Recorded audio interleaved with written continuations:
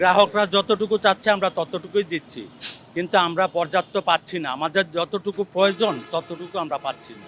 আমাদের আরও প্রয়োজন, কারণ পাবলিক এখন প্যানিক হয়ে গেছে।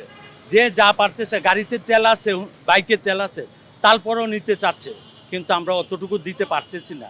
কিন্তু পাবলিক যা চাচ্ছে, আমাদের যতটুকু স্টকে আছে আমরা সব দিয়ে দিতেছি। কোনো বন্ধ রাখার মতো আমাদেরও কোনো ক্যাপাসিটি নাই, কারণ পাবলিক তো মাইলমুখী।